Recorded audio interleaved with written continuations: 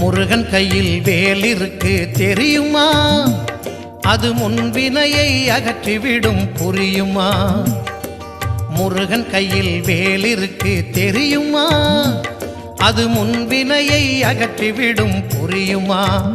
வேலை வணங்கி வந்தால் கிடைக்கும் பலன் கொஞ்சமா? தாளை பணிந்து விட்டால் விதியும் நம்மை மிஞ்சுமா?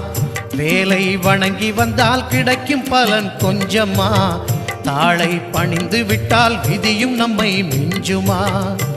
அந்த முருகன் கையில் வேல் இருக்கு தெரியுமா? அது முன்வினையை அகற்றிவிடும் புரியுமா?